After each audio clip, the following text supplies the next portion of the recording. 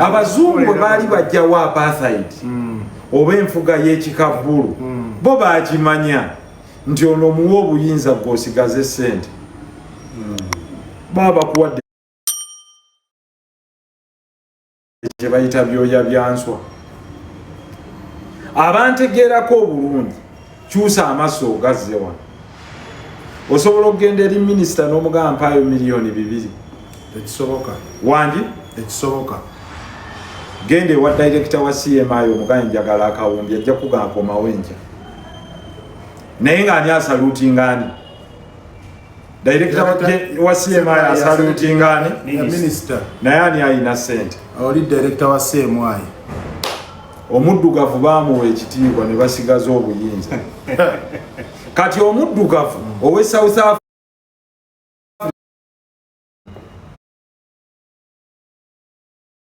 kati aba South Africa ne banagoba abagwira bonna bajja kusigala nga baavu badde mu kigenda bayamba haji kitya anti bayinza okuba nga balaba omugwira abadde abatutteko emirimu gyabwe aba South Africa abatalina mirimu bali $1,10,800 abali unemployed mu myaka 10 bali projected okuwera $1,18,000 why mines ezayina minerals are not renewable assets bw'omala ozimayininga n'ojjawo gold amera naddawo taddawo zaakendeera namba 2 technology yeeyongera bamukono tebakyabaagala you can send a robot ne mining kituufu 3 bano balina poor work ethics abaavuga excavator ayagala kukolera saawa 2 ate omusasule billion munnansi omuzimbabwe azivuga essaawa 12 n'akusaba essente ze bayita masinali omulimu agwangu yate kusanga kakati omu South Africa gwe ne bwakugoba olwaleero factories ng'eya steel yavudde South Africa nedde Zimbabwe kati kyogamba aje osuubira nti neighboring countries zinawera okaminga abagwira abavudde muno mu South Africa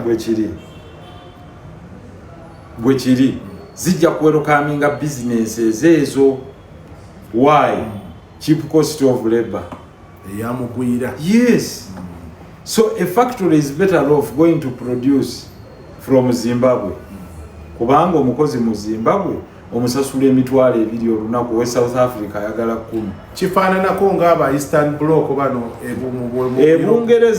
Bungereza bwe bagenda mu European Union Abangereza bagejja omutima ebiseera ebisinga abantu baba banyigidde gavumenti zaabwe mu mawanga agamu naddala agalimu demokrasiya bataaninga vengeance oba obusungu bwabwe babukyukiza abagwira oba abantu abavudde mu mawanga amalala okujja okunoonya obulamu obulungi mu mawanga ago ekyo tekibadde South Africa wokka Bungereza yamala okwegatta ku mukago gwa Bulaaya gye bayita European Union naye bwe yalaba nga ba Eastern Europeans aba Poland aba Romanians n'abalala ba Bulgarians bazze bakola obwannansi bakola obusomesa mu kuzimba bagamba mu Poland ennyumba bagikubira mu weeks 2 ng'ewedde Omupoland Omungereza ayagala agimaleko emyezi ate bimembe eri osasula paraawo kakati bali Abangereza baali bamanyidde okukola ebintu mu ngeri ya laissez-faire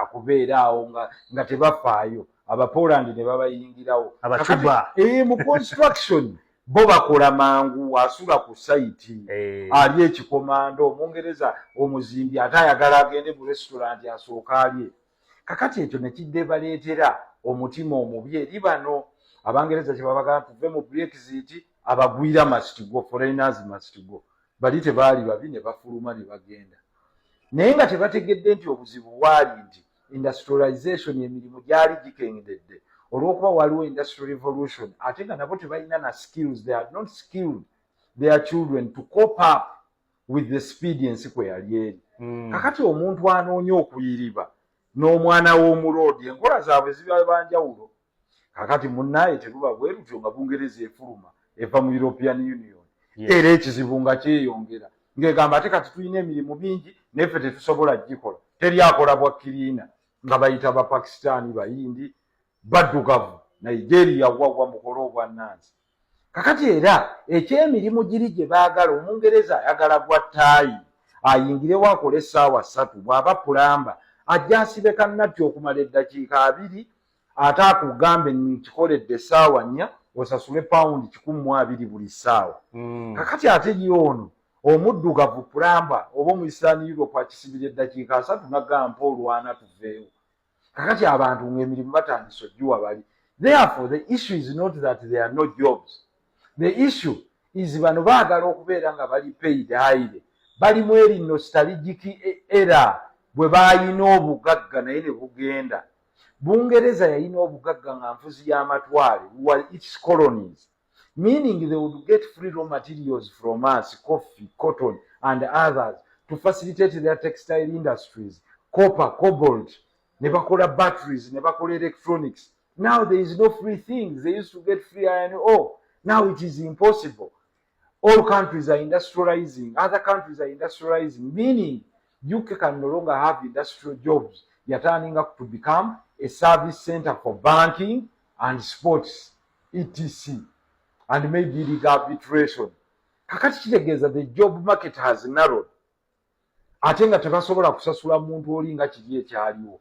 Now, what happens is the people turn against the foreigners. Ne babateekako obusungu. Kye kimu ekiri e South Africa. After the gaining of independence in 1994, abaddugavu babawa free things.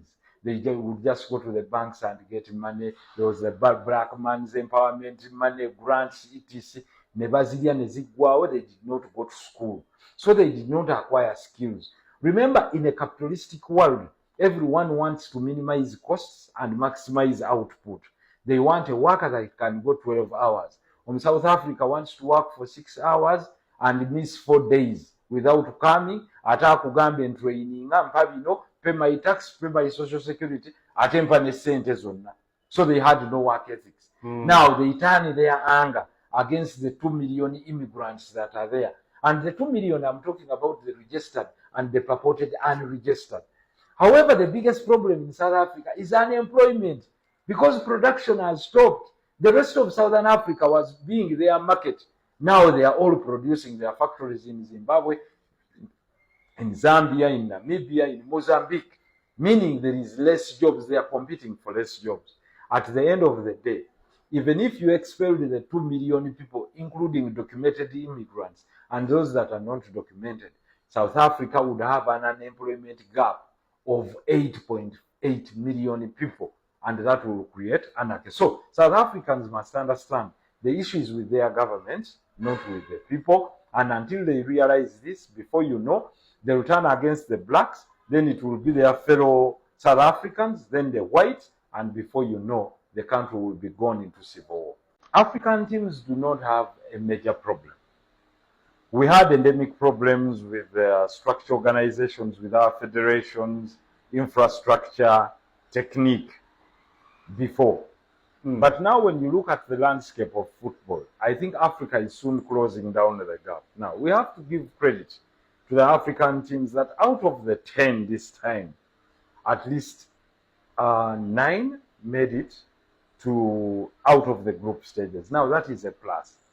Now, the only 3 things that we still suffer from, mainly from what we shall call sub-Saharan Africa, purely black Africa, is the mentality. The mentality that we cannot win against the European teams and South American teams, or the mentality that mindset that we cannot win the World Cup. When you enter a tournament and define your goals and your purpose is to only make it to the next round, but not to win, much will be similar to the efforts that you'll be giving in at all times. So the biggest problem I'm finding with African teams in this tournament is playing with lack of purpose. Because what is your purpose in that tournament? Is it to go to the knockout stages? Is that what you would consider to be an achievement for the coaches and the players? Or what you would consider as the ultimate achievement will be to win the golden prize, which will be the World Cup. So that shapes the way. Even the players they play with, for example, the French players who are of African descent play much differently from the Senegalese players who are also French, but of playing for an African team. So the mentality now changes. But if you have the belief that you're going to win, that will match your entire output and the profit and your preparation and how you defend. That is why they have been losing games in the dying minutes. So sports is one on basically mentality. A team that carries itself with self-belief that we are here to win this tournament will play much better than a team that is there just to go to the next round as a form of achievement. Therefore, it's playing without purpose and two, mentality, and that finally affects their game management. When they score a goal, they retreat to defend it. So that is not a team with a great mentality that has come to really, really win and has that belief that they can defeat the other team. So we applaud all the other teams like Ghana and others. You have the same skill set like these other people. When you go, please have the belief in you that you can win the World Cup and you win every game.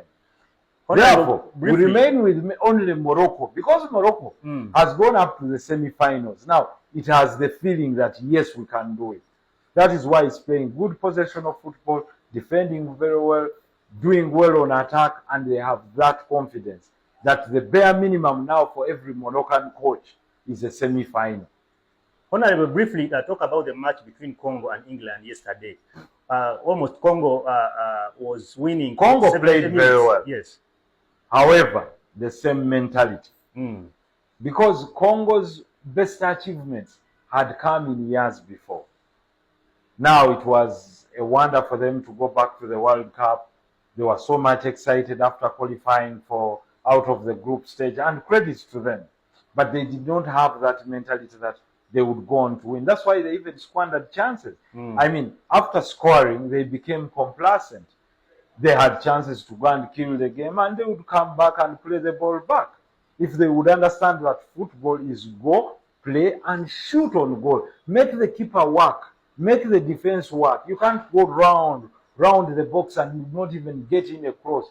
Their own goals. There is everything. They are scrapings. Someone can have the ball, hit them, and go into the net. So it's basically the mentality that we have as we Africans that we cannot defeat these teams and take the World Cup. If we change that mentality, even a team that has a smaller skill set will defeat a team that you think has stars. So, Honorable was saying that the African teams that are still in the World Cup can do better if they change their mindset. Absolutely. If they change their mindset and believe that they can win the World Cup, they will definitely have no fear. They will have respect for other teams. They will know how to defend, but they will not have the fear and the naivety to give in goals at the very last end of the game. Because at the beginning of the game, they show they can defend, they can attack, they can score. So they cannot maintain that lead because the lack of self-belief. It's a mindset problem.